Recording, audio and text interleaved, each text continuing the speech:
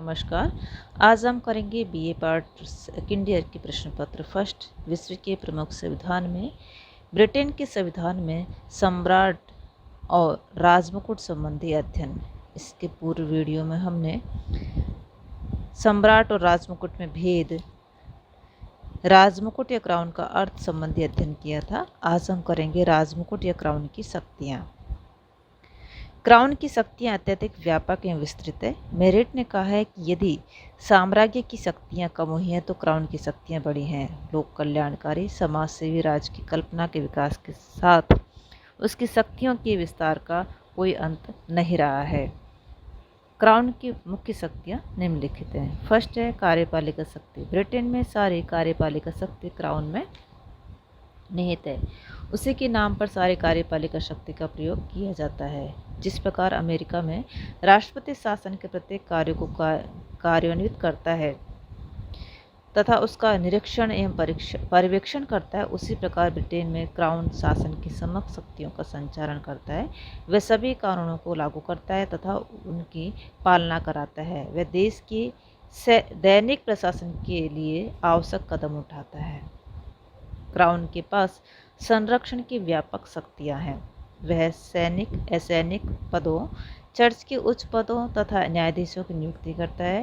न्यायाधीशों को छोड़कर वह सभी पदाधिकारियों को पदच्युत कर सकता है। वह प्रधानमंत्री तथा अन्य मंत्रियों, राज्य के स्थायी सचिव, उप सचिव, नागरिक सेवाओं के अन्य पदाधिकारियों, सभी बिशपों, संकायाध्यक्षों, कैनन, अपील लॉर्डों, न्यायाधीशों, हाईकोर्ट के तीनों खंडों के प्रधानों, बीबीसी की गवर्नर, सिविल सेवा आयुक्तों, शाही आयोगों के सदस्यों आदि की नियुक्ति करता है। क्राउन राष्ट्रीय सैनिक सेवाओं का सर्वोच्च कमांडर है। वह सेना के अधिकृत पदाधिकारियों को नियुक्त करता है। क्राउन राष्ट्रीय कोष पर नियंत्रण रखता है। वह उसका संचालन करता है। वह संसद में बजट को प्रस्तुत करता है तथा पारित होने के बाद उसे कार्य रूप में लाता है, अर्थात स्वीकृत मदों पर धन को व्यय करता है तथा करों को वसूल करता है। क्राउन के नाम पर समस्त विदेशी कार्यों, नीतियों एवं संबंधों का संचालन होता है। वह राजदूतों, अन्य कूटनीतिक प्रतिनिधियों एवं औपनिवेशिक पदाधिकारियों को नियुक्त करता है। वह दूसरे देशों के राजदूतों तथा अन्य कूटनीतिक प्रतिनिधियों के प्रमाण पत्रों को स्वीकार करता है तथा उनका स्वागत करता है। वह अंतर्राष्ट्रीय सम्मेलनों में अपने प्रतिनिधि भेजता है। क्राउन युद्ध, शांति और तटस्थता की घोषणा करता है। क्राउन संसद की अनुमति के बिना युद्ध की घोषणा कर सकता है, परंतु युद्ध का संचालन तभी संभव है जब संसद उसके लिए आवश्यक धनराशि स्वीकृत कर दे। अतः संसद की अनुमति के बिना युद्ध की घोषणा निरर्थक है। क्राउन दूसरे देशों के साथ संधियों की घोषणा करता है।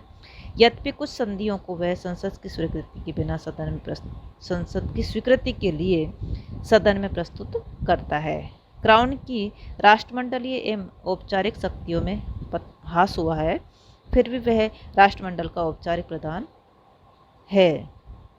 क्राउन की उपयुक्त शक्तियां विस्तृत एवं व्यापक है, परंतु क्राउन एक संवैधानिक मुख्य कार्यपालिका है। वास्तविक कार्यपालिका मंत्रिमंडल है जो प्रधानमंत्री के नेतृत्व में कार्य करती है। अतः क्राउन की सभी कार्यपालिका शक्तियों का वास्तविक प्रयोग प्रधानमंत्री करता है। दूसरा है विधायी शक्तियाँ। विधायी शक्तियाँ सम्राट सहित संसद में निहित हैं। संसद द्वारा पारित विधेयक तभी संविधि में लिपिबद्ध किए जा सकते हैं जब साम्राज्य उन पर हस्ताक्षर कर उन्हें स्वीकृत कर लेती है। निसंदेह साम्राज्य के पास निषेधाधिकार है, परंतु साम्राज्य एन के बाद किसी अन्य सम्राट या साम्राज्य ने इसका प्रयोग नहीं किया। अतः निषेधाधिकार संबंधी शक्ति अब प्राय शून्य है। क्राउन संसद का अधिवेशन बुलाता है, उसका उद्घाटन करता है तथा सिंहासन भाषण देता है।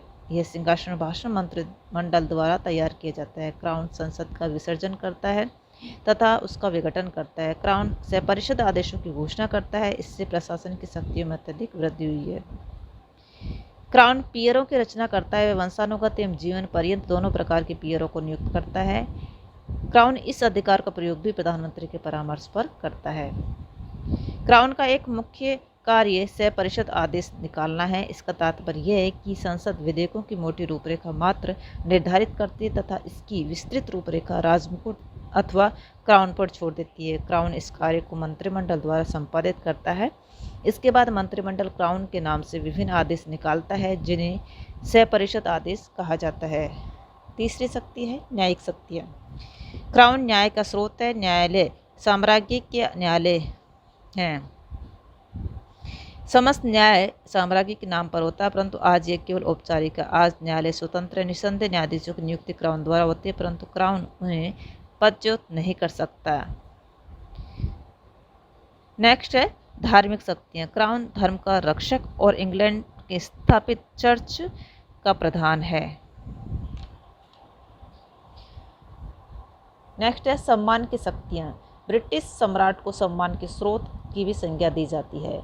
समय समय पर वह जीवन के विभिन्न क्षेत्रों में उत्कृष्ट उपलब्धियां प्राप्त करने वालों को पियर, सर तथा नाइट की उपाधियां प्रदान करता है।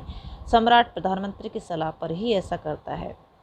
उपयुक्त विश्लेषण के आधार पर यह कहा जा सकता है कि सम्राट को सिद्धांत में तो व्यापक शक्तियाँ प्राप्त है, लेकिन व्यवहार में उसकी शक्तियों का प्रयोग प्रधानमंत्री के नेतृत्व में मंत्रिमंडल द्वारा किया जाता है। क्राउन की शक्तियों का प्रयोग स्वयं सम्राट द्वारा नहीं किया जा सकता है। इसलिए फाइनर विद्वान का कहना है कि यह विशाल गगनचुंबी तथा वैभवपूर्ण अट्टालिका है, जिसके अंतर्गत राजनीतिक शक्ति का शून्य स्थान है। नेक्स्ट करते हैं सम्राट के निजी विशेषाधिकार। सम्राट की समस्त शक्तियाँ निर्वाचित मंत्रियों को हस्तांतरित कर दी गई हैं। मंत्री ही उन शक्तियों का प्रयोग करते हैं और वे ही उनके प्रयोग के लिए उत्तरदायी हैं। फिर भी सम्राट या साम्राज्य के कुछ निजी विशेषाधिकार हैं, जिनका प्रयोग वे अपने विवेक के अनुसार करते हैं। इनमें कुछ विशेषाधिकार गौण हैं, जैसा कि सम्मानों को प्रदान करना या साम्राज्य के निजी सचिव की नियुक्ति करना। परंतु साम्राज्य के कुछ विशेषाधिकार ऐसे हैं जो बहुत महत्वपूर्ण हैं। इनमें प्रमुख हैं प्रधानमंत्री की नियुक्ति, मंत्रियों की नियुक्ति, सरकार को पदच्युत करना, संसद का विघटन करना, पियोर की रचना करना आदि। साम्राज्य के इन विशेषाधिकारों ने कभी कभी संवैधानिक समस्याओं को जन्म दिया है। प्रमुख विशेषाधिकार निम्नलिखित हैं। फर्स्ट है प्रधानमंत्री की नियुक्ति। यह सम्राट का प्रमुख विशेषाधिकार है। सामान्यतः यह विशेषाधिकार स्वचालित क्रिया एवं परंपराओं द्वारा मर्यादित है। यदि किसी राजनीतिक दल को कॉमन सभा में स्पष्ट बहुमत प्राप्त है और उसका स्वीकृत नेता है, तो सम्राट के लिए आवश्यक है कि वे उसे प्रधानमंत्री पद पर नियुक्त करे। और यदि सरकार कॉमन सभा में पराजित हो जाती है, प्रधानमंत्री त्याग पत्र दे देता है, तो सम्राट के लिए विपक्ष के स्वीकृत नेता को सरकार निर्माण के लिए निमंत्रण देना आवश्यक है। कुछ परिस्थितियों में सम्राट इस विशेषाधिकार का प्रयोग अपने विवेक एवं प्रभाव से करता है, जैसे जब किसी राजनीतिक दल को कॉमन सभा में स्पष्ट बहुमत प्राप्त न हो, या जब कॉमन सभा में बहुमत प्राप्त दल का नेता अथवा सत्तारूढ़ प्रधानमंत्री अस्वस्थ होने अथवा अन्य किसी कारण से त्याग पत्र देते, अथवा उसकी मृत्यु हो जाए और बहुमत दल किसी स्वीकृत नेता को प्रस्तुत करने में असमर्थ हो, या उप पद के लिए 2 या 2 से अधिक दावेदार हो। ऐसी स्थिति में सम्राट पदच्युत प्रधानमंत्री से उसके उत्तराधिकारी के संबंध में परामर्श भी ले सकता है और परामर्श लेने से इनकार भी कर सकता है। जब राष्ट्रीय अथवा आर्थिक संकट का सामना करने के उपायों के संबंध में सरकार पराजित हो जाए और वह त्यागपत्र दे दे तथा विपक्ष का नेता सरकार बनाने की स्थिति में न हो और संयुक्त राष्ट्रीय सरकार के निर्माण की आवश्यकता हो, तो ऐसी स्थिति में सम्राट विशेषाधिकार का प्रयोग अपने विवेक से करता है। उपयुक्त परिस्थितियों में भी सम्राट की भूमिका निरपेक्ष अथवा अमर्यादित नहीं है। इसका प्रमुख कारण एक सुदृढ़ सरकार को सुनिश्चित करना है। अतः वह केवल उस व्यक्ति को प्रधानमंत्री पद पर नियुक्त कर सकता है जो कॉमन सभा में बहुमत को अपने साथ ले जाने की स्थिति में हो, अन्यथा संसद के प्रथम अधिवेशन में ही उसकी सरकार का पतन हो जाएगा और इससे सम्राट की प्रतिष्ठा और निष्पक्षता को धक्का लगने की संभावना होगी। दूसरा है मंत्रियों की नियुक्ति। सरकार का निर्माण का उत्तरदायी प्रधानमंत्री का है, फिर भी इस परंपरा को बनाए रखा गया है कि प्रस्तावित मंत्रियों की नियुक्ति की सूची को सम्राट के पास भेजा जाता है और उससे विचार विमर्श किया जाता है। अनेक बार संप्रभु प्रस्तावित नामों को अस्वीकार कर देता है तथा वैकल्पिक नामों का सुझाव दे देता है, परंतु यदि प्रधानमंत्री प्रस्तावित नामों पर दृढ़ रहे अथवा प्रस्तावित नामों को सुदृढ़ राजनीतिक समर्थन प्राप्त हो, तो सम्राट उन्हें स्वीकार नहीं कर सकता, नहीं उनके नाम स्थान पर वैकल्पिक नामों को सुझाव दे सकता है। वर्तमान समय मंत्रियों की नियुक्ति में प्रधानमंत्री का निर्णय अंतिम होता है। तीसरा है सरकार के पदच्युति। सरकार के पदच्युति का अर्थ है प्रधानमंत्री एवं मंत्रिमंडल की पदच्युति। जब तक किसी सरकार को कॉमन समय में बहुमत का समर्थन प्राप्त हो, कोई सम्राट अपने विशेषाधिकार का प्रयोग करके उसे पदच्युत नहीं कर सकता है। यदि कोई सम्राट ऐसा करता है तो वह राजतंत्र के अस्तित्व का खतरा मोल लेकर ही ऐसा कर सकता है, क्योंकि बहुमत प्राप्त उग्रवादी प्रधानमंत्री राजतंत्र के पूर्ण उन्मूलन को ही चुनाव का मुख्य मुद्दा बना सकता है। नेक्स्ट है संसद का विघटन। सम्राट को संसद के विघटन का विशेष अधिकार है, परंतु वह प्रधानमंत्री के परामर्श पर ही इस अधिकार का प्रयोग करता है। नेक्स्ट है निषेधाधिकार। सम्राट के पास विधेयकों पर निषेधाधिकार प्रयोग करने का अधिकार है। साम्राज्ञी एन ने 1707 में इसका अंतिम बार प्रयोग किया था। इसके बाद निषेधाधिकार का प्रयोग नहीं किया गया, अतः सम्राट की निषेधाधिकार शक्ति प्रावृत हो गई है। नेक्स्ट है पियरों की रचना। सम्राट के पास पियरों की रचना करने का विशेष अधिकार है। वह वंशानुगत एवं जीवन पर्यंत दोनों प्रकार के पियरों की नियुक्ति करता है, परंतु संप्रभु इस विशेष अधिकार का प्रयोग प्रधानमंत्री के परामर्श पर करता है। नेक्स्ट है क्षमादान। सम्राट के पास समाधान का विशेष अधिकार है, परंतु वह इस अधिकार का प्रयोग गृह मंत्री के परामर्श पर करता है।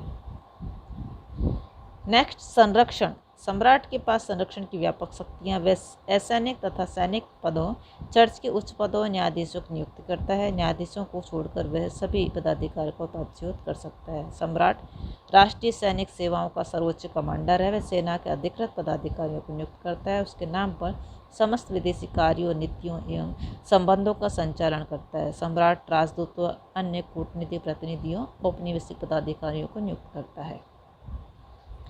अंतर्राष्ट्रीय सम्मेलनों में वह अपने प्रतिनिधि भेजता है।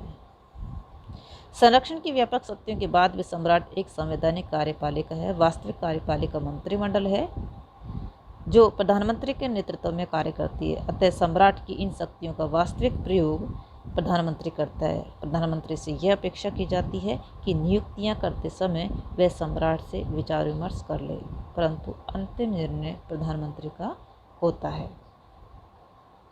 आज के लिए इतना ही। थैंक्स।